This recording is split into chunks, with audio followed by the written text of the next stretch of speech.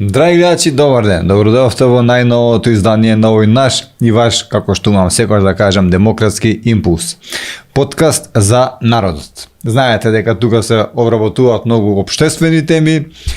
Денеска ми е особена чест што на гости имаме еден лик од градот, би рекол, еден градски лик, еден поранешен кандидат за градоначелник на Скопје, музичар, фронтмен на групата Меморија.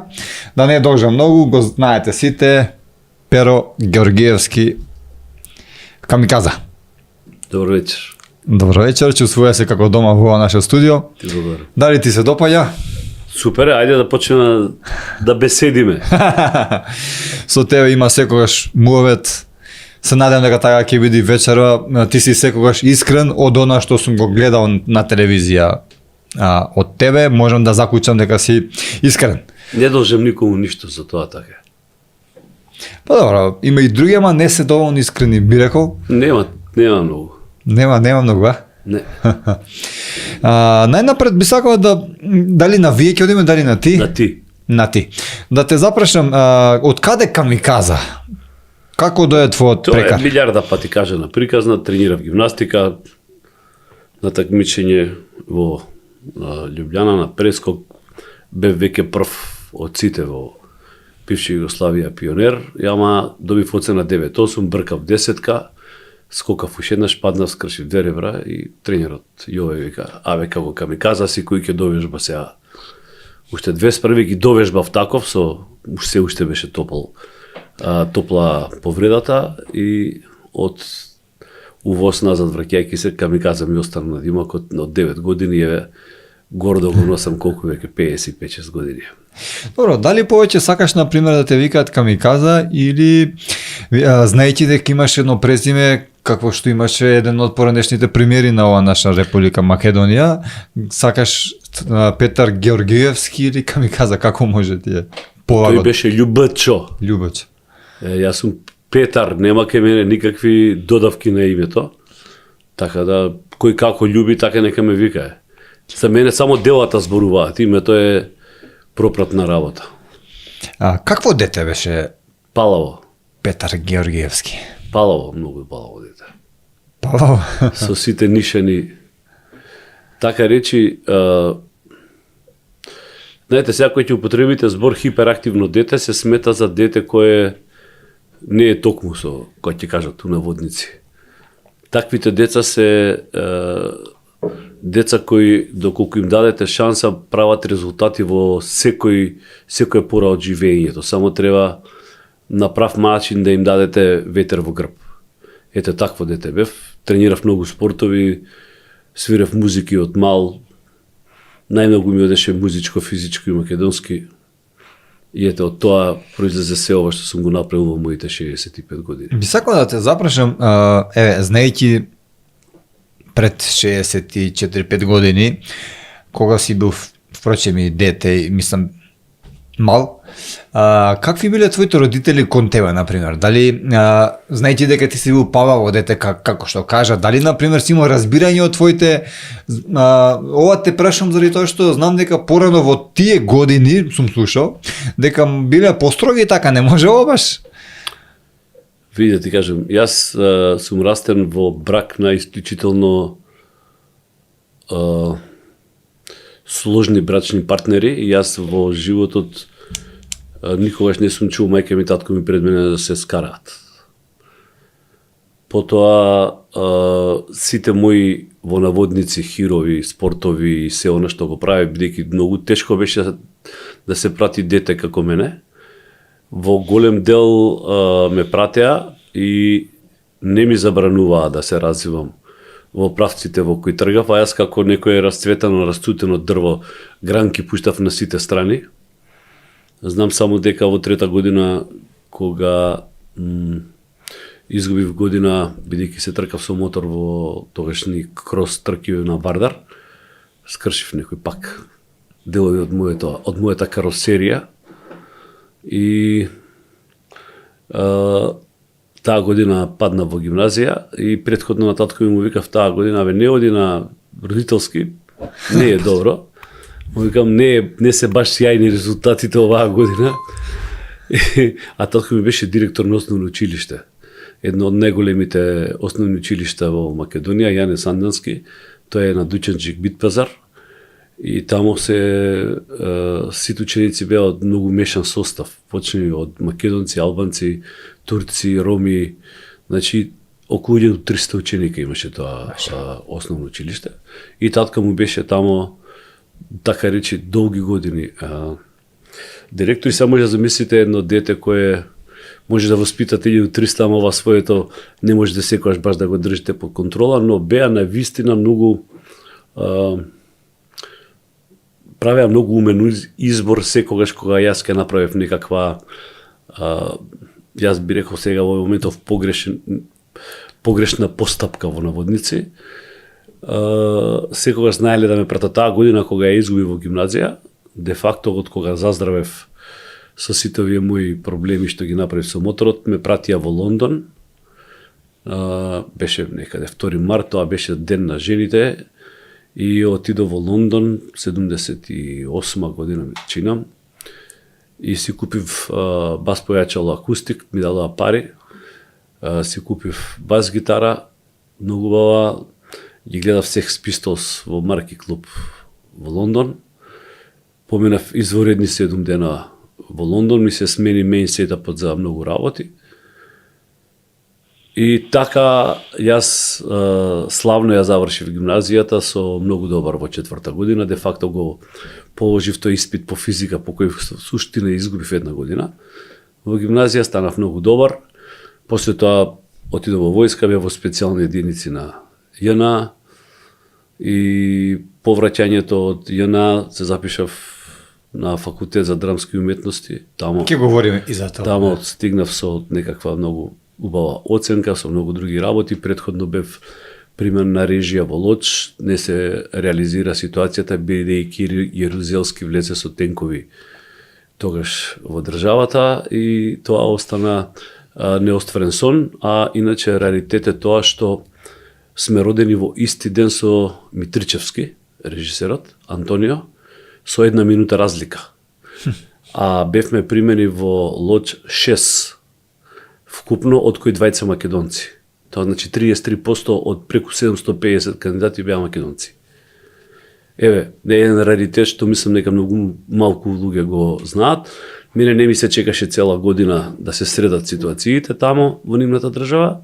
Се запишав на драмски уметности во септември крајот, код по враќањето назад и така стана. Но, да, ова е вака накратко. Животот. Рибнавме многу, ама ајде. Рибнавме многу, но би сакал да те запрашам. Кажи ми, од секој знаеш дека сакаш да станеш актер, например, глумец, уште како дете. Глумец никогаш не сум сакал да станам. Режисер, да. Ама ете не станав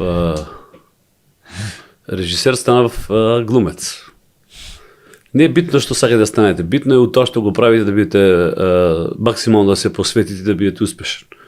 Генерално јас сум перфекционист во работите што ги работам и се надевам дека некакви дела или како да ги наречам оставам зад себе секаде кај што ќе се нафатам да го правам тоа. Почнувајќи од спортот, па одејќи преку музиката и преку се она што сега во моментов е модерно, мада Facebook више не е модерна не е модерна алатка? Па не е модерен социјален медиум, јас таму најмногу се обраќам и имам стварно изворедни читатели на тоа што го пишувам. Едноставно до 2015 година нема Facebook, немав никаков социјален медиум и ради причина дека направија повеќе мои лажни профили. Хајде. Да. Тоа се случи Еден од тие е и причината за Калина што почина планинарката малата. Таа е на Маријан, еден мој колега од Македонско радио Керка. На 2 јануари ние регуларно секоја година се качувавме горе на Водно, на врв, таму славевме. Сите што бевме една група планинари и она ми покажа некои работи кои некој пишувал во моje име. Истиот тој имал мои слики закачено од трки, од филмови, од свежи видео.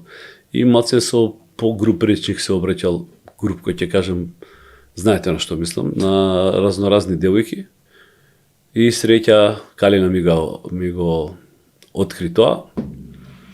Од тој ден кога се вратив доле, тоа е 3 јануари, официјално 2015 година имам Facebook и таму пишувам за многу работи, де факто од почетоците во наше мало, од центар каде што сега сме вратени живеам, до тоа дека у Карпуш 3-4 имам пораснато со години имам живеено тука, дури и по склучувањето на бракот се пресели само малку потаму во Карпуш 4, така да овдека така речи 50 на години од мојот живот ги имам поминато во Карпуш. Јас сум од Карпуш 4.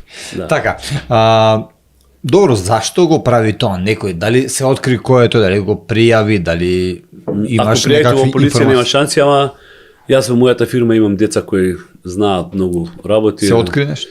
Па ние му откривме адресата и IP адресата и дома кај живее и кој како се вика Зоран, се вика 64-та година беше роден. Официјално. Ама ќе беше многу непријатно ако се му се појавив јас на врата. И решив да го ставам ад акта тој проблем. Му пиша, имаше некаков контакт? Не сакав, зашто ќе беше многу драматично. Пошто ти си джудист, ти си... Не сум само джудист. Да, имаш и повеќе познавање околу борешки вештини. Да, ама тоа не може, знаете, тешко е да го контролирате во моменти кога некој ве правил будала. Така да многу беше подобар изборот да не се сретнеме очи во очи. Опасно ќе било. Добро, секогаш велат дека борбата сам со себе е најтешка, потешка отколку да се надпреварува со некој си друг. Дали се согласуваш со таа теза дека борбата сам со себе си да се скротиш кога треба, на пример? Дали можеби ти знаеш да се скротиш кога треба или си импулсивен, на пример? Види сега да ти кажам за работа. Во спортовите, јас што сум се бавил, сите биле импулсивни спортови. Например, во атлетика сум бил на 100 и 200 метри скок во далечина. Значи, импулс многу брзо треба да се случи све. Во сите овие боривачки спортови што сум бил, било импулс и све требало да се реши во 3 пати по 2 минути. Обично во рунди и генерално мислам дека импулсивноста која е експлозивна во момент знае да прави резултати и во понатамошниот дел од животот, бидејќи донесувате брзо одлуки. Значи не сте спори како желка во мислењето, него имате точна перцепција за тоа што сакате да направите, а меѓу другото ја слушате интуицијата која ве води. И тоа се отприлика такви решенија во сите спортови со кои сум се бавел, сум морал да донесувам многу брзо одлука, иначе ќе сум јадел чотек. Не е дека не сум јадел, ама ќе сум јадел многу повеќе и нема да сум бил толку пати победник. Спомна актер, факултетот. Може да ни кажеш некоја анегдота од тие студентски денови со кој си бил во генерацијата, на пример? Ако почнеме да броиме 13 бевме ние во класа, Ана Костовска, Сашо Диневски, тоа се сведеца на наши еминентни актери, Бети Кочовска која не беше. Ердоан Максут кој беше на Максут, Джемаил синот, значи Ванчо Џошевски, ќе заборавам некој, Елјеса Касами, значи една убава голема класа. Бевме на факултетот за драмски уметности, до ден денеска се дружиме, скоро 80% од класата не живее во Македонија и не се бави со глума. 80%? Па да, дали тројца од тие останаа во таа приказа. Ако ме земеш мене да ме рачунаш дека сум глумец, евентуално како сега што одам по подкасти шетам и кажем разни глупости, значи јас престанав да се бавам активно со актерство и ме праша за анегдота, да, во смисла на што сакаш да ти кажам анегдота. На анегдота. од тој убав студентски живот. Ете мојот приемен испит на факултет за драмски уметности, бидејќи бев пол себе, нели, кога ќе те примат некаде на некоја толку голема академија, доаѓа сега назад у Скопје и викаш, што е ова сега тука? И тока само сам уверен во целото тоа, професор Димитрije Османли, кој беше член на жирито, ја осети мојот талент заедно со Вукан Диневски и со Тања Петровска, која предаваше сценски движења и танци. И сите тројца во глас за неполни 5 минути ме примија на тој приемен испит и се сеќавам убаво професор Димитрije Османли, кој де факто ми стана и професор во прва година на факултет за драмски уметности, вика, ова е Джанкарло Джанини, ова е роден Джанкарло Джанини. А мене многу убаво ми годеше тоа целото, но и до ден денеска не знам кој е тој глумец Джанкарло Джанини. Така да на професорот Рули не сакам да го прашувам да не испаднам дека сум незналица, али тогаш не постоеше интернет па да може да барате по разноразни портали што е тоа и си останав Джанкарло Джанини, така да ми значи многу. Потоа на негово место дојде Владимир Милчин, со кој до крајот на моето завршување на факултетот за драмски уметности, па да ви кажам дека немавме заедно убави 5 моменти во сите тие 3 години студирање, но на крај ете дипломирав во таа класа. Значи не си бил баш во некој добар однос со... Бев со другите професори, сите едно со него не бев во добри односи. Но зошто? По суштина јас не трпам деспоти и луѓе кои мислат дека све знаат. Такви луѓе тешко проаѓаат кај мене. И ајде вака, една проста анализа. Човек вратен од специјални единици примен на академија во Лоч, значи прочитано позади себе пола библиотека од татко ми што ја имал дома. Не можам да се фалам дека сум прочитал колку Милчин, сигурно бидејќи беше постар од мене 20 на години.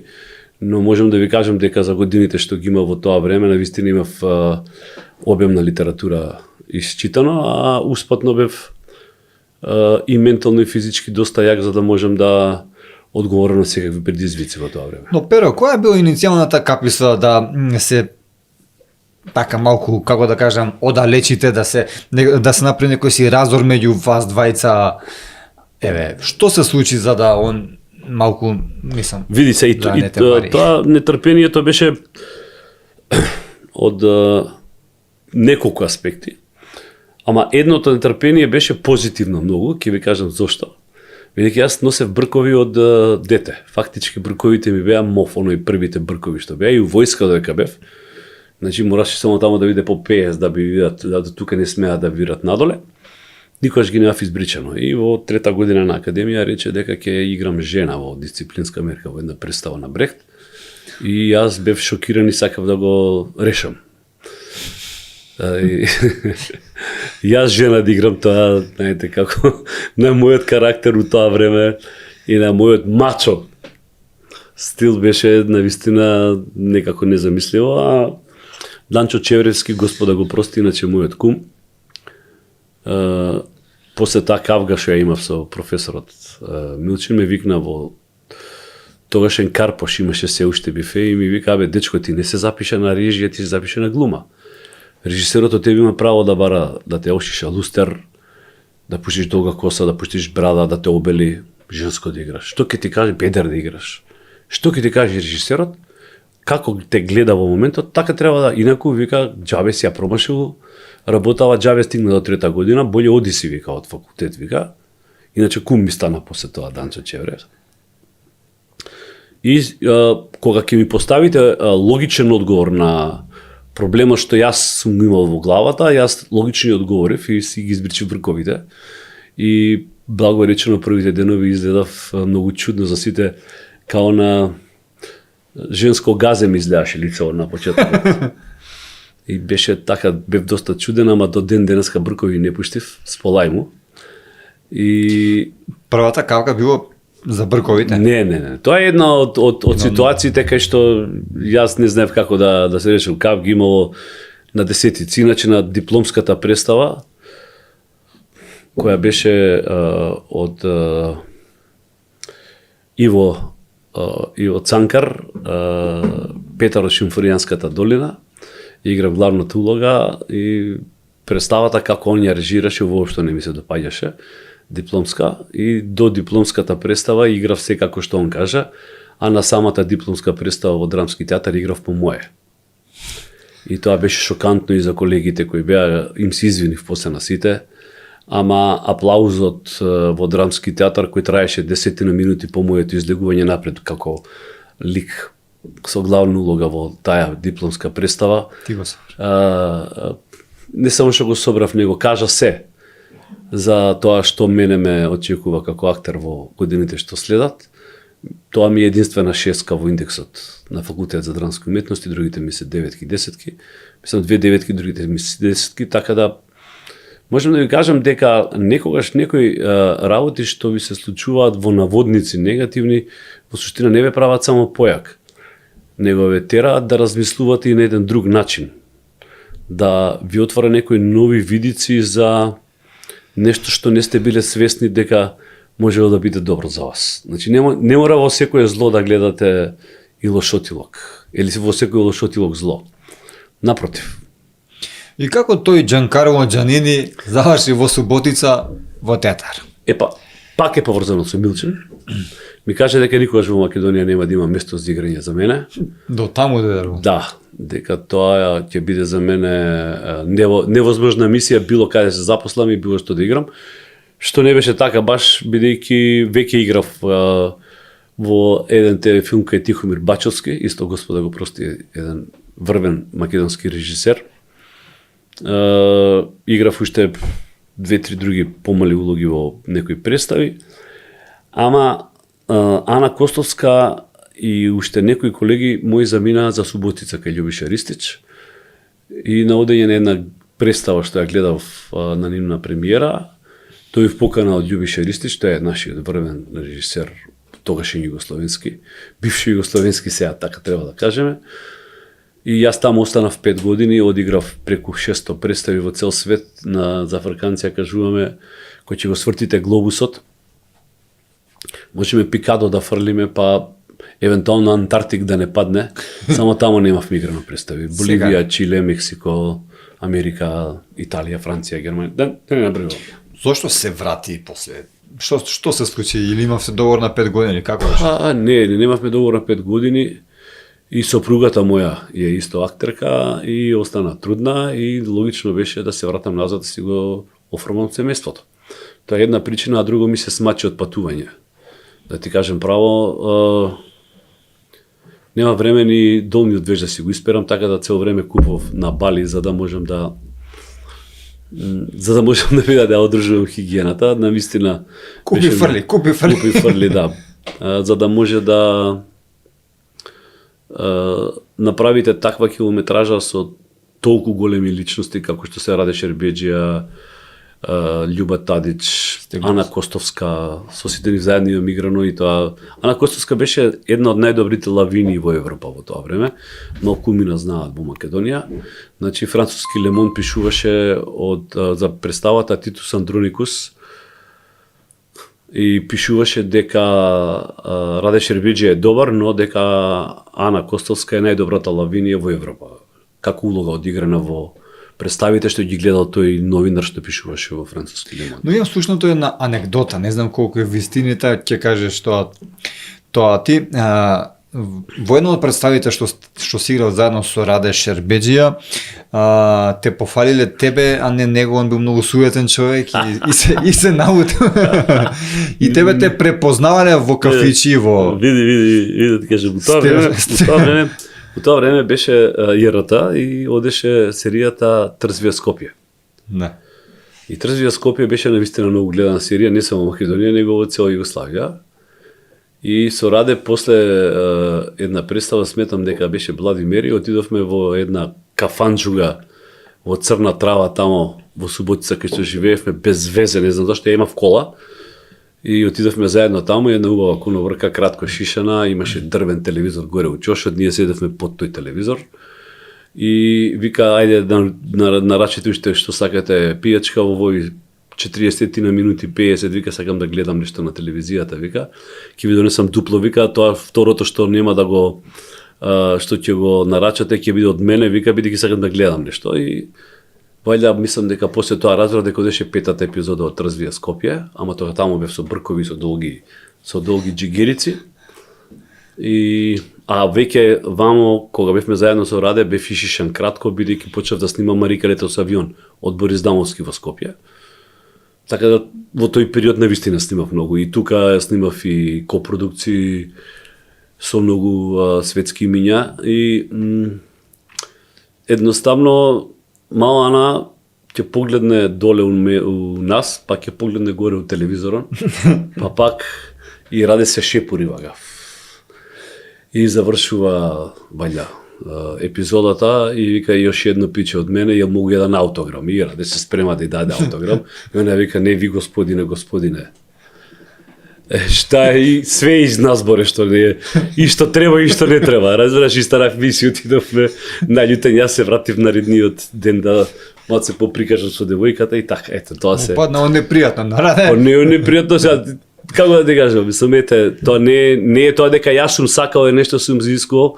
Имало и други ситуации. Во Мостар, например, игравме представа и исто со тогашната Развија Скопје, во најпознатата кебапчилница на Мостар јадевме, мислам дека 13 души од театарот на мој рачун, у наводници мој рачун, бидејќи девојката, керката на газдата, ја следела серијата и сакала да се слика со мене, па ме праша дали може да се сликаме, па отидовме у Мостар, на мостот се сликавме и на крај цехот беше фотографијата со мене, ете така. Има многу такви моменти, мислам.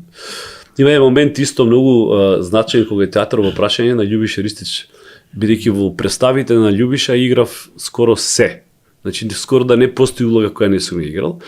И во Ослободување на Скопје, тоа беше еден голем мега хит како представа. И бевме дојдени во Куршумлијан. Така, тука. Тука да играме и не доаѓа Криво Капич кој игра началник бугарски, фактички го игра Мане Мачков во самата представа, а ја играм сосема друга улога. Играм партизан у таа приказна која не е баш некоја голема роља, ама при тоа сум играл и други улоги од истата представа, што еден циганчето што ги чисти кондурите и све. Му викам, дај, да се договориме народ. Немој да ме ставаш тука, му викам, како што планираш на местото на Криво Капич, ќе биде циркус бугарин да играм, му викам, у Скопје, нема да имаш представа. И он вика, абе тоа не е твоја работа, ти сега не раскажувај, вика, ај терај. И добро, првата реплика во делот кога излегувам јас е каде се намира Мирче Ацев. И почи да се смеат, цел Куршумлијан и смејата трае не 20 и кусур минути нема, ама тоа е френетично смеење, не аплауз. Кикотење до немај каде. Ти намерно го направи тоа така? Не. Значи тоа е реплика од представата, како да ја кажам? Не мислам да се наоѓа на хумористичен начин. Не, каде се наоѓа Мирче Ацев, како да му кажам? И сега поминуе тоа, и сега треба да ја повторам реченицата. Нели, како втор пат го прашувам тој малиот што ми ги чисти кондурите и вака Ристич го гледам од страна и ми вика тера. Ја кажувам втор пат, па се газат од смење. И нема представа де факто, а после тоа доаѓа една многу лоша сцена во сите места каде што ми гледа доста траурна и многу добро режирана сцена, каде што јас го фактички го апсам Раде Шербеџија, главниот лик од представата и го тепам максимално со каиш и со тупаници, значи има удар, па се гаси светло, па се пали светло, има удар, па се гаси светло, многу добро режирано. Целата сцена пропадна бидејќи овие кога го тепав Раде се газеа од смеење. Ете неколку од тие анегдоти, ги има на десетици, бидејќи да работите со Љубиша Ристич и со тие врвни артисти во тоа време навистина беше и предизвик. Попатно станав и голем миленик на Љубиша Ристич и двајца сме во Доли и сме многу блиски по менталитет и карактер, за разлика од професорот што ме наврка, сполај му за тоа. И направив и тогаш така речи интернационална кариера. И има еден реалитет дека на многу места каде што дев интервјуа да давам, кога ги гледав словенците, Ардечи пилот беа, тие Живадинов и компанија. Тоа беше една групација словенечка која правеше алтернативни представи. Одиме ние на Белград, во Белград на интервју, ни збора словенечки, викам, и доаѓа водителката ме прашува мене, јас изборувам на македонски, Љубиша вака ме гледа, а иначе да знаете, Љубиша Ристи, мајка му е од Охрид, е македонка, влаинка, а негов вујко е пашата, што беше градоначалник на Охрид. И По македонец? да, и уште има куќа во одма на Цвета Софија.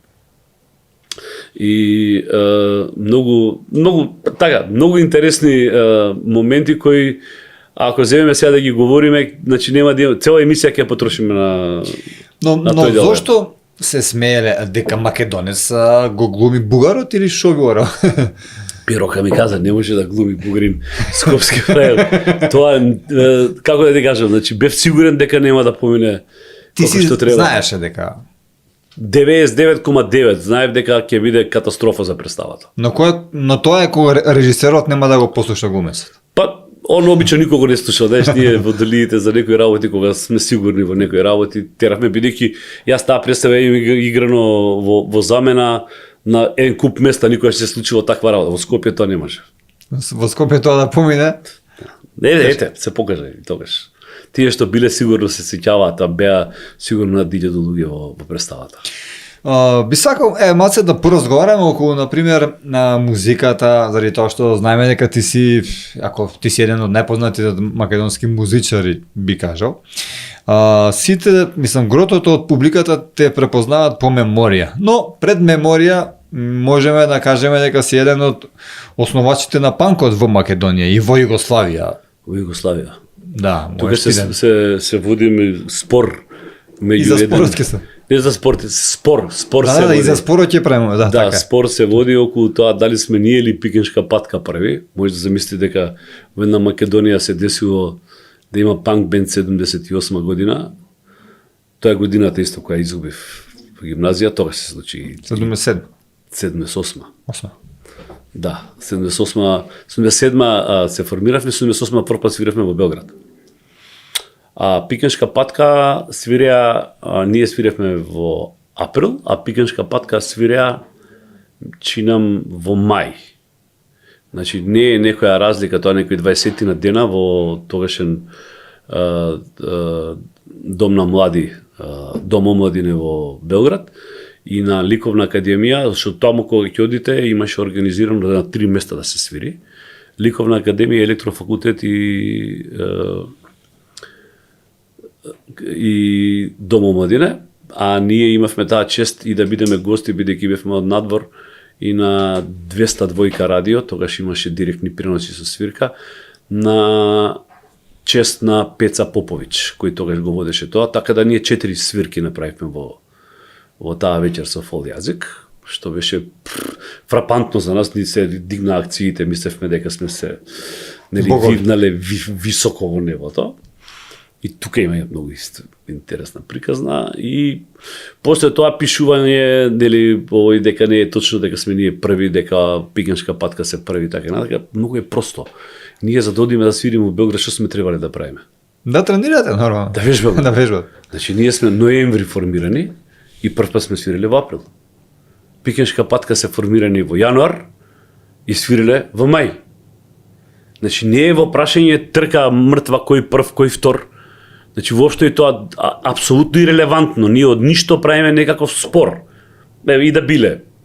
Може да замисли дека се панкарти, дека ние сме пред панкарти, пред сите, во словенци, хрвати, свежи уиди Македонија, така. И тој бенд, после тоа кога се вративме од таа успешна турнеја од неколку градови, во тоа време постоеше едно многу алтернативно место на стара железничка станица, кај Јаковче се викаше. Тука доаѓа Гане Тодоровски, Петр Мандреевски, Радован Павловски, целата елита. Плескавици таму добри. Плескавици, топ, со малце пиперца црвена, пиво многу. И јас колку што ми издржа можноста да бидам со цел бенд тамо и со овие другиве уметници, поседов и некаде ке 2 сат заминав, а другите двајца од бендот, Крле и Гзла, се качија на водно и си испод тепа како ќе ги делиме парите. И така несладно заврши кариерата на фол јазик, панкерски. Така заврши. Така заврши, но би сакал После тоа имаше обиди за правење на друг фол јазик, во Така. кој мислам дека пејачот Крле пробуваше да направи нешто, но таа нема ништо заедничко со тоа што ние го правевме у тоа време.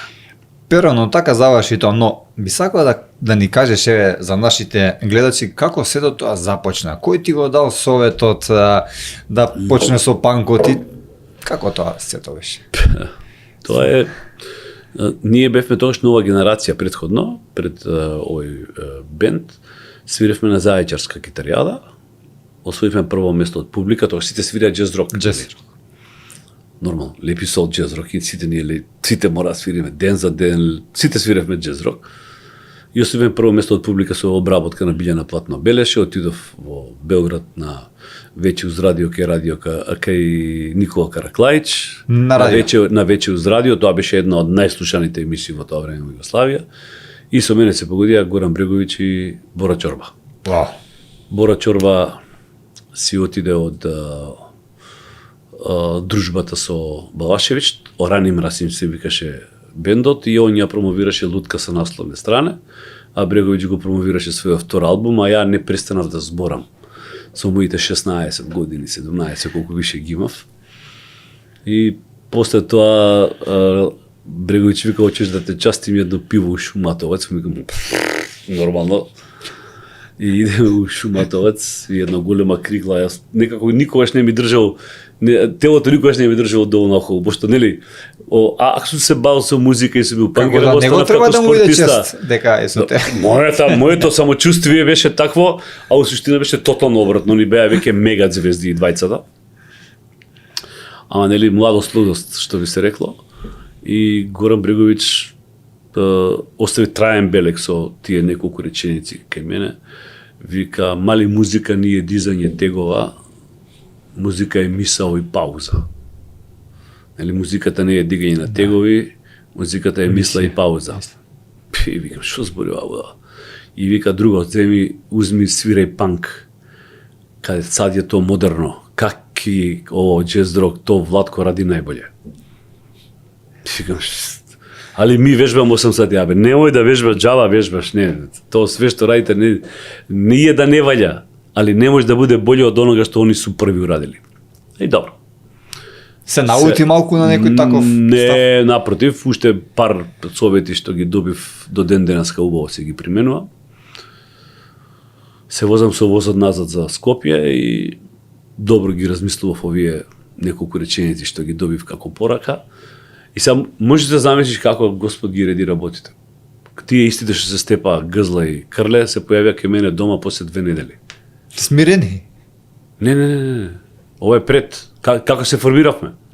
И вика, ајде да правиме панк бенд. Да.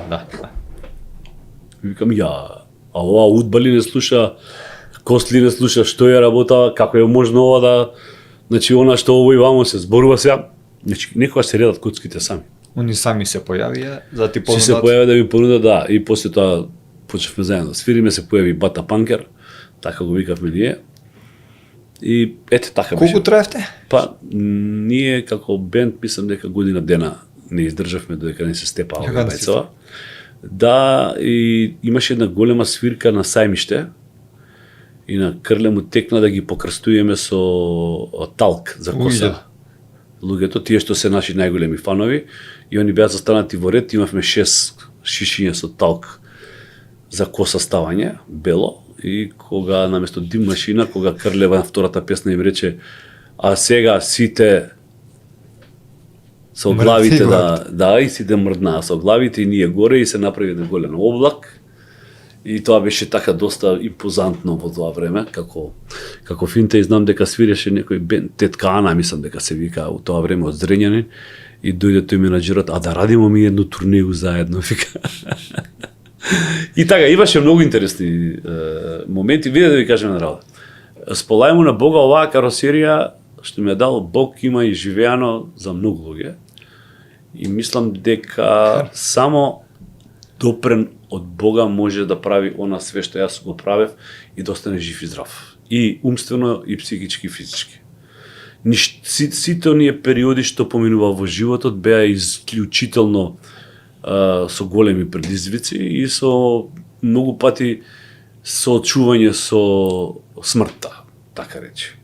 Доколку не се степале двајцата од твојот бенд, дали би постоеле можеби и денеска? Дали имаше некоја потпора, нешто такво, некое силно чувство што ве сплотува сите да траете 30 години, например? Не, тоа се случи со меморија, веќе 30 години траеме. Затоа што тамо дизгините еден ги држеше во рацете и ете, успеавме сите овие години да се задржиме на сцената. За меморија баш сега би сакал и тоа да ве... Па би, до меморија има... Завршам. Уште колку период помина? Нешто и ќе заборавам, се надевам, во гимназија имавме неколку бендови, мислам дека Шарк се викаше другиот, Макс се викаше исто еден бенд. После тоа, веднаш, после Фол јазик и после Нова генерација, имавме бенд кој се викаше Резервоар, кој свиреше heavy metal. Па после имавме група Модел, која свиреше New Wave. Толку ли е тешко да се, нов правец него, толку ли е тешко, например, да се направи некој бенд што би траел? Што Па ве направивме, ама треба време. Значи нема ништо преку ноќ, другар. Значи треба време, треба да создаде нешто, треба семето да се фрне, да изрти, да никне, да порасте дрво, дрвото да пушти гранки, нели? Години поминаа, додека ја стабилизиравме меморија, 83-та година бевме тројца, па станавме класичен рок постава и еве толку години поминаа, меѓусам некаде околу 30-тина и нешто членови поминаа низ меморија. Сите солидно комуницираме меѓу себе и мислам дека овој концерт што би требало да го направиме во ноември ќе ги обедини сите оние што биле во меморија. Некој е во Франција, Дејан Миновски, еден од основачите на бендот, со мене заедно. Ристо Ставрев, татко му иначе Бранко Ставрев, еден од нашите врвни режисери, кој уствари на негова идеја се собра меморија да прави музика за представа. И е во Мексико. Дејан Гузмановски е во Хрватска. Така да значи расфрлани сме секаде на светот и на крајот од денот голем дел се во Македонија, ќе се собереме, ќе направиме една свирка од тамо кај што почнавме во Младинскиот културен центар. Тамо ќе има и некаква изложба во ноември, се надевам, и ете, тоа е за оваа година. Ќе дојдам јас. Да, тоа е отприлика некаков план. За жал имаме проблем еден мал во бендот здравствен на еден од членовите и оваа година сите десетина настапи што ги имавме, сем тие што бевме однапред земале одредена сума на пари кои ни биле уплатени од порано. Сега ќе свириме на 14 септември во Гевгелија и тоа ќе биде еден од ретките концерти на меморија оваа година, ако не е единствен. Затоа што бевме во надеж дека токму тој член ќе се опорави, но за жал тоа оди многу споро. И тоа што го имавме како обврска, бидејќи имавме клаузули ставено во тоа, ќе моравме да го исполниме. Но овој другиот дел ќе го продолжиме сигурно и се надевам дека во наредната година се она што не го направивме во оваа година ќе го направиме во наредната. Но како започна името бендот? Кој го даде? Малку околу тоа да... Меморија ти е направено на сајзерот на Дејан, пишуваше Memories. Дејан кој ќе отсвириш одредена фраза, да ја запамти, па после тоа врз таа фраза да свириш. И викам, дај бе име да му даеме на бендов некако. А вика овдека ова што пишува како ти се свиѓа, вика ова меморија, цело време сака да ти кажам нешто натаму ми врти главата, му викам. И Дејан вика, добро, значи од денеска се викаме меморија. И ете така настана меморија. Кумови сме двајцата, Дејан Миновски и јас. Сајзер. Сајзерот. Името на Сајзерот пишеше Memories. Ете така. Како бидува едно дете, би кажал, па дете од 16 години да смисли текст Оган под звездите и да живее до ден денеска, да стане една неформална химна за гротото од македонските свадби, да ја свират на почетокот од својата свадба. Оган под звездите, еден таков хит, маестрален хит би рекол. Тоа е само Божја волја. Во 3 саца бајле е пишувана. Која беше инспирацијата? Нема инспирација, се будиш и раката десна ти пишува. Буквално ништо не. Не. Значи, сите што сме на овој свет во наводници талентирани, тоа е све Божја волја и премисла. Ништо не е наше. Ние сме само кабелот, спроводникот на она што Бог сака во одреден момент, одреден народ или одредена личност да ја дарува со тоа што ќе му прати порака што треба да напише. Јас сметам дека е тоа така, интуитивно беше напишано, беше во тефтерот запишано и кога ја направивме меморија, тоа беше некаде 5-6 песна која почнавме воопште да ја размислуваме. Тоа таа немаше мелодиска линија. Таа беше само Текст. во назнака за текст, да. И ете, остана да трае за веки веков. Би сакал да те запашам тебе заради тоа што те сметам како комплетен музичар од тој аспект. И сега, дали е полесно да се напише текст, дали музика, дали прво текст, дали музика, како тоа иде? Дали некогаш на пример ти текнало нешто да напишеш, па утре ден тоа не е добро, ќе го фрлиш или колку треба да отстои тоа? Не. Тоа е исто као да ме прашуваш како да и придеш на женска е. Различно да сека.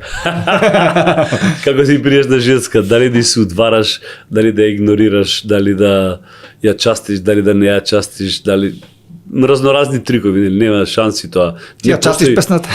Не постои правило за таа работа. Јас не сум автор кој пишува музика и песни за други, сем за Поце и за Ристо. Фактички за пеачите од нашиот бенд, а претходно и Зоци и Драган. Зоци почина, за жал, тој е оригиналниот пеач на песната Нена, 84 година, некаде 89-та почина, за жал, Господа го прости. Бог да прости. Едноставно јас сум пишувал авторска музика со песна само за меморија, а инаку имам преку 10.000 минути музика за филм, театар и телевизиски серии као Трзвија Скопје. Музиката е моја, Зора на истокот од Ацо Алексов представа во Македонски народен театар, 30 години драмски театар, опера за 3 гроша со Горан Тренчевски, кој иначе се професор во Лондон на Се универзитетот и Астерикс, фестивалот филмски е негов, после во Струмица, Леон Силена. Не набревал. Значи, тоа, ја не знам, јас сум заборавил дека тоа воопште сум го правил. Чепкајќи дома се расчистував некои работи, најдов датови преку 30-40, па немаше во Скопје, најдов од Лауда единствен што работеше и од еден мој другар бубњар на времето Цвиц, 2 дата, и од кога истушав што све сум правил во тоа време, ќе бидем искрен, не верував дека сум сето тоа јас. Значи, каде сум го наоѓал времето, кога сум ги правил. Во тоа време исто работев многу реклами за музички реклами за радио и за телевизија на големи фирми као Македонија Табак, као Вардар Комерц и така натаму. И едноставно по 16 до 18 сата ми работеше главата со разноразни ствари. А плюс сум правил и толку минути музика за театар, филм, телевизиски серии и филмови. И едноставно понекогаш и сам се прашувам како било тоа возможно. Као Коперфилд да се појавувал на моменти во мојот живот, Девид Коперфилд, да. Сполај му на Бога. Тоа е све пак, ви кажав уште наш Божја премисла. Спомнавме за спонзорства за имам информации, знам дека токму ти си ги бркал тие спонзорства за концерти за така натака. Како иде сето тоа во македонските фирми? Дали е можеби па на те би ти било лесно? Ти е лесно, не знам, те примаат одма, нема проблем или утре ќе се видиме повторно, па нема пари, па има пари. Тоа е многу макотрпна мачна работа и да не беа овие неколку фирми што нас не поддржаа и за скопските концерти овие новите, ја не верувам дека ќе дојдеа до концертите до такво дејство, до таква катарза да се каже дека тоа се такмичи со странски концерти као, да не бидам премногу претенциозен, као Coldplay и као сите овие светски звезди. Ние преку 120.000 евра инвестиравме во концертот последен во Скопје. И 124.000 поточно. Значи, а плюс тоа имам собствена опрема дел. Тоа да. Значи дел доаѓаше од надвор бидејќи имаше 260 квадрати ледскрин на самиот концерт, а јас имам мој 40. Значи сето тоа доаѓаше од надвор, после тоа сцената беше некаде околу 180 квадрата. имаше 11 камери што снима, имаше. Затоа тоа и така изгледа и на Успеа да се телевизија. најдат сите средства во спонзори. Па, ви кажав, значи да не беа спонзорите, Значи, да, тоа се немаше покрил. да има теорија да го направиме. Но за разлика од многу други, да не ги именувам, не сакам да влегувам во дебати, ние сите пари ги потрошивме во проектот. Ние, така речи, се почастивме од концертот. Значи не се извадија некој. Фактички оставивме траен белег дека и Македонија има со што да се гордее и во технички и во креативен дел, бидејќи можеби по прв пат во Македонија беше изведено да сите песни имаат своја филмска продукција од позади, анимирана, и секоја песна беше следена со позади нас на ледскрин, новите големи од ледскрин, со приказна. Тоа го работеше Василевски. Никола, иначе за кого е напишена песната Никола, Никола, нешто чудно ми се случува. Тоа е на Димитар Масевски песна на мојот старосват. Па мислев за Никола Груевски дека е песната напишана. Не верувам. Ова се многу побитни ликови, имаат завршено школи надвор. Сериозни, овој имаше во Лондон завршено за креатива и за режија и навистина го вообличи, му даде ново руво на самиот наш концерт. Имавме нов гитарист оваа година, Рубен Димковски од Прилеп, кој е као да бил со нас 200 години, као цел живот да свирил со нас. Тоа е добро кога ќе кликнете од прва. Да, тоа е нешто што е ново откритие и ми дава подстрек дека она наредно што ќе го работиме ќе биде само поквалитетно и бидејќи многу брзо се разбираме. Сега во самиот бенд има исклучително космички поврзана енергија и многу брзо се разбираме сите што правиме. Ние снимавме пред самиот концерт на мобилен телефон на Давор Јордановски и ќе ги пуштевме снимките после тоа и се чудевме како во студио најскапо како Abbey Road да се снимаа, уствари тоа фактички пак игра овој горе. На прав пат себе да ви почаста маце и ќе фрли маце од тоа солцата. Браво, што го кажано, значи стварно. Кога сме околу концертиве, гледам ни кажуваш дека свирите, дека пеете, дека тоа сето, но имате некоја пауза заради ваш член од бендот. Но, зошто нема некоја песна, например, толку години, да се соберете, да направите некоја нова песна, нешто? Ти издани си во тек, ние 5 песни нови извадивме. За тебе е мега хит песната. Погледнија на самиот концерт, пее публика, растура. Не постои песна која била 4 месеци пуштена во етер, а да ја пее публика 6000. Тоа не се десило во Македонија. После тоа македонски бисери, тоа е склоп од 4 македонски песни направени на еден многу интересен начин, кои се мега хит. После Мој народ е на Ристо Самарџиев. После направивме на обработка Јано од групата Триангл. Значи сега Овие имаме песни беа на концертот. и на концертот и беа снимени претходно и се дел од новиот албум што ќе излезе во февруари другата Да, година. затоа дека на концертот не бев, немам Пет некои информации, песни има но нови. во јавноста многу и да не Тоа сега, држал. тоа види сега. Се Ја слушаат. не можам да не се да кажам дека ние не сме Маркетинг, готивен бенд од медиумите, поготово од мојата матична куќа Македонска радио телевизија. Но ние сме за слава, а другите се за пари. Парите ги зима друг, а ние, ете, го пополнуваме просторот кога е 2 август, кога е што ја знам 8 септември, кога се празници, најголеми обично меморија е Штета што е главниот тоа бенд. така, затоа и ги не сум ги многу слушнал. Ама штета. Да, што е тоа може да така, провериш на YouTube и тие имаат Ќе голема проверам. гледаност. Да, имаат голема гледаност и тоа е. Зашто бенд како вашиот не заслужува на YouTube да има голема гледаност, него на телевизија треба, ама ете, затоа потоа знаеме сите дека денеска е модерно време, YouTube-от ја надминува телевизијата, би Па кажал. Дирла да има подкасти. околу 8,5 милиона. Сега сакам да ја запрашам околу таа песна, зошто зам би го спомнал само 1600 денари да се заработува вие како автор од таа песна. Автори сме заедно со Ристо Самарџиев. Не знам, немам одговор. Значи, За некој се немам одговор. Значи, не постои веселба било каде. Во Сега. било кој клуб, било каде, да не биде таја оган под звездите, што ја знам, не на, да не набројам изведени. Колеги кои свират, викам му наводници, тезга, нели? Дали не ги пишуваат, дали не се евидентира. Види да ти многу кажем на автори работа. купиле и коли станови од Види да ти кажем, О. да ти кажем на работа. Јас се уште сум автор. Ја немам време да се бавтам со правење заткулисни игри. Знаеш, јас сум исполнет, кога ќе ги отворам очите од Савајле, имам 100 работи што сум си ги задал како Ве разбирам, но дали некој Како- мислите како дека задача. ви ги земал парите, например? Па ги крадат парите, еве другар. Еве е најпросто, ги крадат парите. И тоа 3-4 аутора и тоа ја кога го разбрав. Нека им служи на чест, што да ти кажам. Треба државата да си ја заврши работата, како и се во државата што, нели, не чини, тоа тамо е исто катастрофа. Што да ти кажам. Едноставно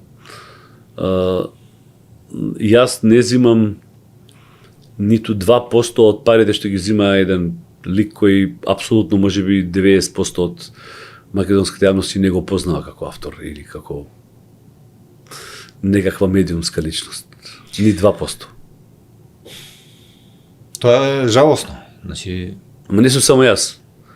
Тука спаѓаат сите оние големи имиња во македонската музика кои се апсолутно неправдани точно на тој начин. Преку за дивно чудо ние имаме 2 члена од бендот кои се членови на тоа некакви од надзорни комисии, они се караат тамо цело време, викаат, игралаат, ама кучињата леат, карванот си врви. Тоа е. Би било убаво бидејќи ние парите што ќе ги добиеме ќе не направи мотив за тоа да правиме и да твориме понатамо, ќе инвестираме во тоа, бидејќи ние еве издадовме троен албум. Само ние и Џони Штулич имаат троен албум. Џони Штулич касните 80-ти, средината на 80-ти и сега меморија. Троен албум во живо нема ни еден друг. Значи 3 плочи во едно пакување. Значи ние едноставно се што ќе заработиме се инвестираме во тоа да оставиме белек. Значи ние пробуваме браната да ја задржиме, не даваме да пробие и да однесе се по ѓаволите. А многу лесно тоа може да се случи. Бидејќи многу од нашите колеги со парите, ако ги добиете од спонзорите, прават селски приредби. Само да можат да им останат што повеќе пари и парите не ги инвестираат во тоа да направат концерт кој за паметење, току прават така концертчиња, а остатокот од парите да ги завршат во џеп. Парите ќе ги потрошите, ама она што ние го правиме ќе остане за навек. Тоа е разликата. така. Еве, со години сте на нова наше музичко небо, би кажал, мислам вие како бенд и како музичар. Која е разликата од порано, од времето кога беше Тоше, не знам, Андријана Јаневска, мада и сега е, Владо, вие, Маријан Стојановски, до ден денеска, еве сега, например, се случило ли нешто во музиката, дали има некаква? Секој време има свој начин на реализација на популарноста или на успехот на тие што го прават. Па се вратиме назад, јас сум потписник како директор на Заводната редакција на музичка и касетна продукција на преку 150 изданија. Потписник сум на 11 изданија како извршен продуцент на народна музика, дигитализација на Васка Илиева, На Никола Сариевски, Никола Бадев и сите заедно со Јанеко Чобашија. Значи пред нас 0 и после нас 0. Значи прашање на добра волја, на желба и на чувство на припадност на одреден народ и нација и должност тоа да се почитува и да се брани со сите сили. За жал, се останато е сведено на купи продај ден. И тоа е жално, ама знаете, за разлика од многу други, јас сум навистина оптимист. Јас немам време за песимизам во мојот живот. Знаете, да кукам, да ви викам, ова не е ваханета. Немам време да се бавам со тие незначајни тројца личности што во ЗАМП зимаат преку 2/3 од парите на сите автори. Немам време за нив со нив да се бавам. Едноставно тие се на многу ниска фреквенција космичка, јас со нив не можам дури ни да се дискутирам, а камоли да се секирам за тоа што ни крадат од сите автори во Македонија. Тоа е шлјам. Едноставно. Како започна приказката и како заврши со танец, на пример? 2015 година танец. Јас со мојата фирма ги работев Lord of the Dance, ги работев Анадолија Fire и тоа изгледаше навистина импозантно и викам, зашто нашиот танец не изгледа вака? 5 пати подобро играат, 5 пати подобри сценографии имаат, 5 пати подобри носи имаат. И отидовме тогаш со Марко Ковски, направивме еден муабет, ја лично Марко Ковски не го готивев многу. Имавме многу различни спорови во Македонска радиотелевизија да бевме заедно. Но ете тука најдовме заеднички јазик и направивме танец да личи подобар и од Lord of the Dance и од Анадолија Fire, го спакувавме технички со светло, со озвучење, со приказна. Господа го прости, Ѓорѓе Марјановиќ кажа, Петре, ова само ти можеш да склопиш ваква работа, бидејќи беше многу сцената почетна, нели, не ме примиле за џабе таму мајчино на режија. Сцената почетна на концертот тогаш на танец беше спуштена црвена завеса и тогаш ние по прв пат донесовме тежок дим, 2 големи машини. Мартин и го ја наполнивме 400 квадрата цела сцена, значи, и полека почна завесата да се дига во мната, а тапанарот седи клекнат на голем тапан, а врз него качен играчот. И стојат во смрзната сцена. Целото светло беше црвено осветлено од озгора, само они жолто беа осветлени, а целата пареја или дим одеше во публика. Тоа беше крвта на Македонија. Се слеваше и тоа беше навистина една сцена која до ден денеска се јас зборувам и ја памтам и исто аплаузот траеше 10 минути, ја не знам како издржа тој на една нога горе качен играчот од танец и после тоа ми кажа, Перо, викам да аплаудира уште 10 минути ке стоев. Све ме болеше, вика, секој ковче ме болеше. Ти не знаеш какво, вика, божјанско чувство има, вика, на тапаното горе. Значи, едноставно, ја тогаш не сум правил пари, значи парите што ги земавме од картите и од спонзорите ги дававме како 13-та плата на играчите на танец. 13-та плата имаше тогаш. Немаа пари, али парите што ги собравме ги дадовме како 13 и ги дадовме, Марко Ковски предложи, ние сите прифативме, ние да не земеме пари и ги дадовме како 13-та плата. И како се заврши? Па наредниот директор која дојде рече колку има тука ова она, ја го гледам вака, викам, зашто зборувате, викам, не ве разбирам. Па вика, со Марко како тоа го направивте да... Викам, сте го порешли човекот, ви благодарам многу, станав си отидов и така заврши. Да се подават парите, изгледа. Да. Јас не делам ништо што е поврзано со Македонија. Јас сум благодарен и на македонскиот народ и на Македонија што... Ај замислете да се вратите некаде и 6-7 илјади луѓе да ви доаѓаат секогаш на концерт. Што и да направиме ние, секогаш е преполно. Што и да направиме ние, тоа е со френетични аплаузи испратено. Што ви говори тоа? Квалитет. Потребни ви се парите, они ќе ги потрошат. Што за здравие, што за некои други работи. Ама ова што ние го правиме ќе остане за веки веков. Тоа е различно. Така. Зборувавме за се, но не зборувавме за твојата, можеби, во често пати во интервју кажуваш мојата швалерка, тоа е моторот. За моторот, за љубовта кон моторот. Како се започна, на колку години? И мајчката? Види, пак дојде моторчиска мајца облечена. Да. На 6-7 години првиот Солекс. 6-7 години. Да, Солекс, наше мало, дававме, собиравме пари, што ни даваа зужинка за школа и на Солексот тоа беше точак со помошен мотор напред, црн. И чиковелизар и од него го зимавме и вртевме кругчиња оку мало. 59-6 години возиш мотор. Да.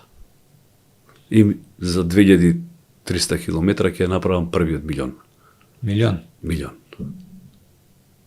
И пак ќе прашаш кога успеваш, нели? Како? По 8.500 сега бевме до Норвешка. Предходно бевме до, што ја знам, до Нордкап 12.000. Каде го загуби, тоа го заборави телефонот? Да, тука, оваа година на тргање. И 14 дена лепота. Најубаво. Лепота. Само ќе дојдев дома преку овие колегите ќе се јавев дома да ќе стигнат и толку. Затоа се слушнам со твојата ќерка ми кажа, тато го забори телефонот, не тогава ќе се врати, вози мотор. Да, сполај му на Бога не врати. И ми стана јас. Чита би. Си има некаква ситуација ризична на Многу. тие патишта? Многу. Не знам, ладно, топло, Ладно, топло не се ризични, тие се регуларни. да се лизнеш ли нешто, не да Боже. Ајде една приказна и за тоа кратка. Има многу, ама. Се враќавме од Холандија 2015, мислам. Од тоа Фимрели. И до тоа време се правеше патот во Србија и тамо некаде пред Врање имаше еден аквадукт висина. Возев со 50 на саат. Значи ништо брзо, бидејќи беше патот во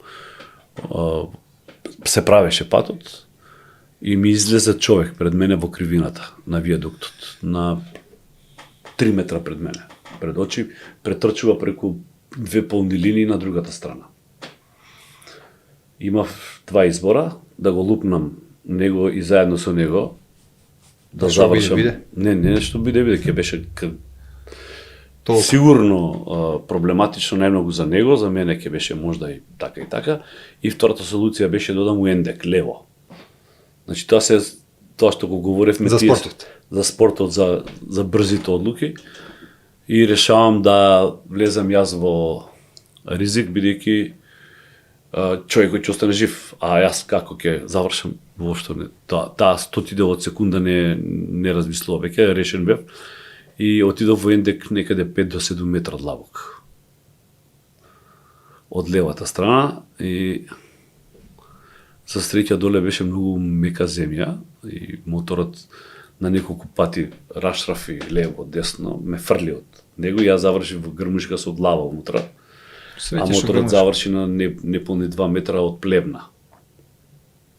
Значи можев да слетам и у плевна, ако бев метар два порано, подоцна, ако ја свртев целата приказна надолу, што ќе беше со смртоносни последици. 7 метра е некаде трети спрат. Вака, Повреди вака на тебе? Сега, тука е многу интересно. Да пак, Господ. да, како Господ никој не е. Јас се паднат у грмушка, со главата према земја, знаете тоа, кацигата стои и сега гледа земја. И тој вика, леле, јас сам крив, жена ми изнервирала, излетел сам вам преко пат, тој збори на врањански, викам, чути, нема слушаш зборам у земја. А ја пробувам прво десната рака дали ми работи, па левата, па ногата, па проверувам вратот со кацигата. И гледам дека генерално функционираме. Се викам, ако станам, а имам некои други повреди, можам да направам партали, ама лека по лека се решив да се одвртам од целата ситуација. И станувам и го гледам низ изгребаниот визир фрајеров, за кој си го ставив животот на коцка, и ми вика, еве имам 500 динара, ќе ти ги дадам, вика, све што имам и е тоа, вика, да ме извиниш, вика. И го гледам вака, бе, дали си ти нормално, му викам, што тршиш? Вика, грешка сам, признавам, вика, ако треба да и на затвор да оду, вика, и од жена ќе се отарасу, вика, ле, викам, добро, чекај маце, и една баба се дешава, све ова како филм, една баба со голем простужалник доаѓа, со сладко и со 2 шишиња вода, и се симња од таму, од оздола во долот, и вика, леле, дете, кад сам те видела како летише с мотор, мислев дека, вика, Свети Петар те земаја, вика. Ама гледам гласове доле, вика, и донесе ти сладко, вика. И бадам сека цигата, каснувам сладкото, моторот на сите страни распрчен. Тој се вика Петар, човекот. И јас се викам Петар. Бабата да не беше Петра. Бабата беше само додатак елима у целата работа. И сега тука приказната не завршува. Значи, ајде, овие ги викнав другари од Врање, од клуб. На брзина дојде да го склопивме моторот, што можевме поправивме со буткање предов преку граница македонска, пошто ако пријавивме дека имало несреќа, 48 сата во полиција ќе те држат во Врање за да не си повредил државна имовина на Србија. Така да ни крив ни душен и човечки живот спасив и све и паќе го јадев на крај. Ама го залепивме моторот, го прилепивме и го пројдовме преку граница, ме чека моите со комбе, го однесовме. И сега, после 37 дена, патувам назад да трчам полумаратон во Будимпешта. Со другари ми Бажи и со другарката Ели. И на тоа место имам земено свеки да си запалам, да му кажам спалајте на Боже, што ме остае во живот тука, она застануваме на местото кај што се случува тоа. По тие 7 метра полно со цепаници дрва за зима. Половина и повеќе од таа дупка, каде што ќе беше мојот вечен дом, со сигурност ако овие цепаници беа долу. Може да замислите каква среќа сум имал, колку се наежив кога ги положив свеките и тогаш кога отидов во Будимпешта го истрчав мојот најдобар резултат во мојата трчачка аматерска кариера. А тоа е? 1:40:17 полумаратон. Браво. Ето. Ето, една приказна. А такви има Многу, а? еден куп. Еве Ленин сега падна со мотор. 100 метра лизгаше и те факто не беше ни изгребан, само овие кожните подолу не му беа скинати. Кога те чува, он... И опремата значи многу. Опремата значи, ама треба Бог. Да, без Господ ништо дефинитивно. Стварно, многу добро го фати акцентот на, затоа и малку и се насмеав, јако не беше важно смење, ама смешно беше со сваткото и со бабата. Да. Како филмот Милчо Манчевски беше ситуација. Па, такви ситуации милион, значи, во животов, такви.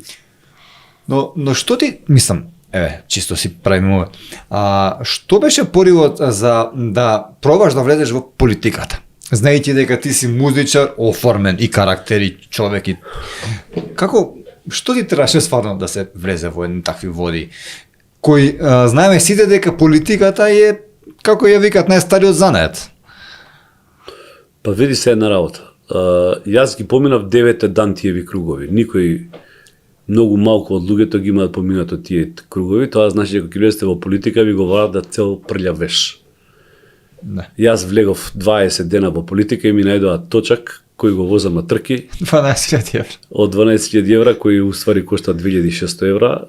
Мислам, јас сум го платил толку, а на Васко Ефтов му го продав за 1500 у емисија. Едноставно, да останете чист во кампања од 20 дена кај што ве напаѓаат двата мастадона големи политички партии, а при тоа да немате максимална поддршка од партијата со која сте се договориле дека Вие бевте кандидат, тоаш ти не, јас бев самостоен кандидат со поддршка од Левица, значи да и тоа независен сега кандидат сега. Да, јас ќе останем независен, но Бранко од сега што веќе не е во Левица. Дојде и кажа ајде да идеме заедно на избори, тој ни е посинок, иначе поевторно е поврзано со моторџиството. Татко му почина и беше член на нашиот мотоклуб Букефал. И ако читаш, не знам дали тука позади пишува Букефал ЖР, Жарко Ристов, а он е Бранко Ристов. Дојдоа со Апасиев, седнавме, направивме некаков муабет и викам ај сега со децава, ќе одиме, ќе си играме миши татара. И успеавме да добро соработуваме во еден дел, во другиот дел каде што они ниту имаа искуство, ниту знаеа како тоа се прави, некои правеа некои кардинални грешки. Мислиш дека тоа те кошташе победа? Не. Ние немавме шанси да победиме, но имавме голема шанса да направиме за нив уште најмалку 2 советника. И јас едноставно влегов да го набркам Шилегов од политика, бидејќи он ја направил Македонија конечно горда со Дино Мерлин на плоштад и ние сме станали европска метропола и на вистина таква глупост во животот не можам да си проста ми на едно место ми кажа што ќе занесуваш би ти. Ја на заебанција кажав, на зафрканција кажав во Скопско ехо дека ќе се кандидирам.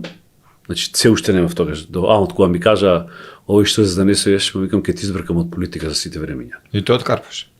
Каде е сега? Не, тој не е од Карпош, тој е од Бутел. Он е сега доселеник во Карпош и сам си градеше тоа што си градеше таму. Тој е на улицата скоро Мексичка, близко Ватко Стефановски. Тој е дошљак. Умало. И ако ти била целта тоа, па успеа, не стана он градоначелник, но не знаеш кој е, дали не стана, требаш и да се кажеш може би што не стана. Не стана он градоначелник, Заев даде оставка и некои работи добија друг тек. За жал и за голема жал, тоа не резултираше на крај со резултат, него со уште катастрофален кандидат, не, завршница. Градот е прљав, све е наопаку. Имаше напишано во еден од твоите статуси дека ти си помогнал на градоначалничката, а она заборавила. Не, никогаш таква работа. Ниту сум ми помогнал, јас... Во една од емисиите дебатни сте се договорили да го напаѓате. Никогаш. Шилев. Она беше цело време позади грб. Ако со некого се договаравме да си играме миши татара, со Шилегов беше Токевски и Бенича Кирија. Значи она апсолутно седеше по страна и чутеше мудро, а ние го тепавме овој до изнемоглост. Сите дебатни. Да. И ме затворија во одреден момент на една емисија кога видов дека престанаа да ми играат по телевизиите и по наредба, нели, на големите партии, едните медиуми па другите медиуми, прекрстив затоа што во вестникот Фокус интервјуто кој го имав меѓу првите од 7 страни, во наредниот ден по рейтинг листа 9,8% ми рипна рейтингот. После емисијата на Васкевто? Не, после интервјуто, па после што толку се качи. Значи, и ова ги унареди едните и другите и ме затворија во сите можни медиуми. И тогаш употребив еден герила маркетинг трик на дебатата на Македонска радиотелевизија, на последното прашање кое јас си го кажав на новинарката да ни го постави, за кого би гласале доколку не бидете ви избрани, нели сите викаа не ја знам програмата, ја викам за Шилегов. А при тоа во самата емисија 20 пати го напаѓав, рафално го стрелјав. И после почна еве го тројанскиот конј, ама ме дигнаа у воздух, ме пишуваа сите медиуми од ВМРО. Така беше. И после тоа ме викна во повеќе телевизија да дам образложение. Јас уопште не зборував за тоа дека ќе го поддржам Шилегов, него си кажував дел од програмата. Па после 2 дена кажав по голем притисок на ВМРО решив да ја поддржам Данела. Па после овие комуњариве од нивните медиуми почнаа да ме напаѓаат таква, ваква и овие другите почнаа да ме викаат на медиумите да бидам гостин, па си ја кажав мојата програма и така за без пари си направив кампања со 850 евра, успеав да кажам се што имам да кажам. И јас ви тврдам дека доколку тогаш бев избран за градоначалник, дека најмалку 50 до 60% од програмата ќе беше реализирано. Сега гледам го пуштиле она село горе. Да, наводно. Пантелемон. Таму мојата замисла, па јас чудам се смејам, сега за смејање. Ја ќе се појавам негде после 2 дена, ете ти го Стефчо, ќе се натрти, ете ти Данела, ете ти ги сите поред, се седат. Значи, ја ќе мрдна, ете го Шилегов, сите седат. Мојата програма за горе беше дека тоа треба да биде културно-уметнички центар, во кој ќе има сликари, музичари, кои и поети, и кои секој петок и сабота ќе прават програма, а за тоа државата ќе им обезбеди место каде што може да вежбаат, каде што може да творат. И тоа ќе биде еден така наречен културен хаб кој ќе ротира со години. Например, оваа година ќе биде Меморија, другата година ќе биде што ја знам Last Expedition, третата година ќе, значи цело време да флуктуира една уметничка приказна, цело па го фрлија на бизнес. Сега има јадење. Сега па има јадење, па нема врска. После смешно во кампањата беше кога видов дека се нацртија тамо, викам ај да видам и овдека што ќе кажат, се нацртав пред Купром фабриката. Не знам дали знаеш во Хром. Не постои. Купром, така се вика местото, ама тоа во Словенија има такво место, во Будимпешта има такво место, во руина од стара фабрика се направени голем дел на културно живење на младите, во организација на младите. Стакојме. После 2 дена е ти ги нацртани пред Купроме. Значи, се гази во смеење како нема смисла, има толкави тимови, толкави лидершипи на кампања, а они само правеа копи-пейст на тоа што ние го правиме. И со Луна паркот беше тука некаде. Со Луна паркот беше уште посмешно. Го монтиравме Шилеов кај што збори нема да правиме Луна парк, нема пари за тоа, нема она донесена одлука со седница заедно со ВМРО и со СДС. А од кога ние излеговме со цела програма за Луна паркот дека ќе има ролер костер лево десно, он искача вика ќе правиме Луна парк. И ја викам наредниот ден, сега ќе, ние таму ќе направиме ролер костер, ќе направиме и саб набројувам многу од овие адреналинските спортови, работи што сум ги гледал ни свет, он сигурно не бил ни до Маđарија за таква работа. Мислам, или не го интересирало, просто него друго го интересира. До 0,50 грама после тоа, колку ќе потроши, не знам. И он наредниот ден излегува, вика, ние ќе направиме адреналински парк во Луна паркот и ќе го донесе ролер костер. Не знаеш и да го изговори тоа како што треба. После наредниот ден му кажав дека ќе направам голем аквариум. И тоа нормално више се зафркав. Просто ќе направам голем аквариум. А он кажа морски риби јајко. Морски риби јајко дека ќе донесе. Мислам стварно, како да ви кажам, перверзно до крај. Една од најбитните реално проекти кои јас ќе ги направив со сигурност доколку бев градоначалник, тоа ќе беше во Кисела вода Расадник, таму ќе направив ботаничка градина и тоа за жал пропадна. Така пропаѓа, да, штета. Целото тоа изгоре. Значи го изгоре, а ваljda ќе градат па нешто. И значи многу од овие работи што ви ги кажав ќе беа реализирани, пошто за тоа не треба милионски суми. Ќе имаше му утепал на еден идиот што му беше шеф на кабинет на Шилегов, зашто сум кажал дека треба ВЦ-а да има на кеј, мислам, основно човеково право е да не иде да се крие у грмушки за да може да изврши нужда, а таму дневно флуктуираат измеѓу А тоа мириса. 2, 3, 5, 10 илјади луѓе. Пошто они него ги користат тие места, нема представа зашто јас сум говорел и они се ругаа со тоа дека како беше ВЦ-ата да ме ги испунила, уште не знам што да се направило и ќе сум можел слободно да умраме. Така беле. Да, така викаше оној Наумовски или како се викаше, поима. Не им ги памтам ни имињата на тие злотворија. Катастрофа. Добро, би сакал да те запрашам, знаејќи дека се кандидираше за градоначалник пред 4 години. Кажи ми, сигурно дека си се распрашал, си видел како што функционира, знаеш што можеш да направиш, што не можеш, знаеш како функционира општина и така натака. Толку ли е хватна физика да имаме барем еден, ако ништо друго, чист град например? Зашто кој е крив сега например? Зашто ѓубрево не се? Што вика, има една српска песна, зари важно, кој е крив, градот е прљав и све е срање. Извини на последниот збор. Не, да нема вика овие. Ама дечко, нема бе што да вика. Нема што да вика, или правиш или не правиш, нема што да вика. Она смени 11 директори на тие предпријатија. На секој 2 месеци ќе видиш. Значи, 2-3 месеци. Зашто зборуваме? Не е дека овие од ВМРО не правеле проблеми кои и тоа не и тоа е точно. Ама ти сега треба брат, тебе те ставиле тука на Жешката столица да ги решаваш проблемите, а не да ги правиш поголеми проблемите. Па да кажеш кој е криминалец. Сите се криминалци. Нема еден што не е криминалец. Сега прашање кој е помалку и кој е повеќе. Значи, ама ти ако се нафатиш да правиш одредена работа, треба да ја завршиш. Не можеш да поминеш туку така. Нели? Овој вика за мене дека не сум убав. Па исчешле се, дотерај се, направи фризура, направи пластична операција. Не можело да се среди во град. Ова што го направи со спортот, да не правиме муавет, мислам. Срамо живееме ние како клуб, еве и тебе официјално да ти кажам, дека се кандидиравме за Меритум организација на Фимрели, ова европското што го возиме ние секаде. Сите оние што имаат значки, другата година ќе бидат наши гости во Струга и во Охрид, сигурно ќе бидат преку 200. Одлично, тоа. И после тоа се продолжило за Грција и доколку оваа година го направиме, сигурно ќе го направиме тоа кој што треба. На не наредната, понаредната година, главното филм релина кој има преку 3-4 мотори, тоа значи околу 5-6 луѓе ќе бидат во Македонија. Еве туризам. Ама треба да направите нешто за да може да ви го дадат.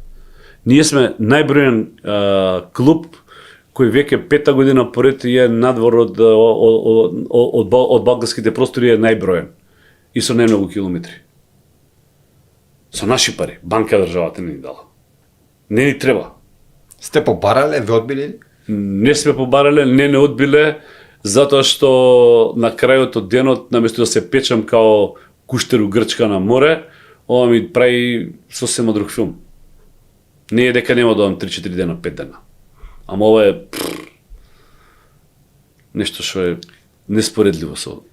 Во кој смисол? Со моторот сам си со себе? Све. Не може да се опише тоа чувство на задоволство кое го имате. Стајан во кацигата со својот ум и со Бог. Интересно. Еве, за крај сакам да те запрашам, дали се согласуваш со она мисла на народот, каде што вели народот е во право и кога греши? Во однос на политиката, например, или не си баш? Па не им оставиле избор, бе, друже, на народот да може да... Еве, ја тогаш бев избор и сите се каат, секој ќе ме сретнат, како не гласавме, не притисна од партија, тогаш за ова не притисна зона. Ти може да те притисне тебе човек 50, 60, 70 години да не размислува со своја глава. И резултатот е таков. Каков што е. Сега си многу ме прашува дали ќе се кандидирам за некој, дали ќе давам поддршка за него. Немам намер, имам 3 книги почнато да пишувам. Со меморија имам 5 проекта почнато.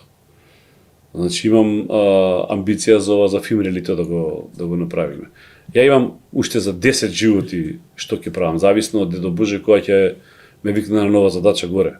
Значи јас имам планови за милион други работи и се бавам со овие. Ако некој ме изнервира и ме извади од кондор и повторно како Шилего, ќе помине исто како него е.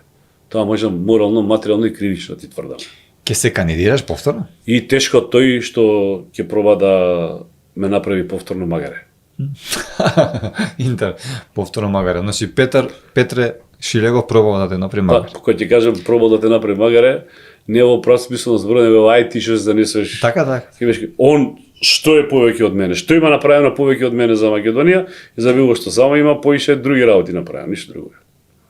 Јас за Македонија сум бил, сум и ќе останам до крајот на својот живот. Потребна е во Македонија трета партија? Па има би трета и четврта и ама, песто добро, партија има. Првиве две се на вас си се менјават, нема никоја трета што може да... Па тоа нема никоја трета што ни се договарат меѓу себе. Трета постои, но народот некако не ја гласа. За која партија се зборуваш? Па има многу. Не дека. Па рече трета, сега кажи ајде слободно да видиме па да дискутираме. Демократи, значи знам, левица, има многу партии, не е на пример една партија. За сите можеме да разговараме зошто тоа не функционира, пошто се привезок на одредени од овие двете големите. Многу просто е тоа. Мислиш дека сите се привезок, сите партии? Па на еден начин да, не сите. Има некои изблици од моменти на моменти, но тие изблици не се со мудрост составени, него се составени од грешките на другите. Не од квалитетот на тоа што ти како програма и како цел го правиш. Едноставно, овие грешат и ги тепаш цело време по нивните грешки и добиваш поени и добиваш одреден број гласачи. Ама тоа е одреден квантум на гласови. Кој ќе го исполниш тој одреден квантум на гласови, нема да можеш напред одиш. Компромисот во политиката е уствари дипломатија. А тој компромис со луѓе кои многу малку се со животно искуство, не може да го направат. Голем број од луѓето што имаат животно искуство си побегна многу брзо од таму кај што беа. Така. Добро, јас би се сложил со оној дел каде што велиш дека не се сите партии исти, дека има сепак за кој да се гласа. Сакаше да го кажеш тоа, дека не се сите, нели, привезок на одредени политички партии. Ти благодарам многу што ни беше денеска гостин и ти посакам добро здравје, одлично изгледаш и да не беше нормално повторно тука гостин. Сполајте на поканата, се надевам дека повторно ќе се видиме и ќе те раскажеме некои нови приказни. Верувам. Драги мои, Петар Георгиевски камиказа, тоа беше и имајте убав ден. Се надевам дека овој подкаст ќе го гледате. Доколку ви се допадне, треба да го споделите како би допро до што поголем број на луѓе, стиснете лайк и subscribe. Се гледаме.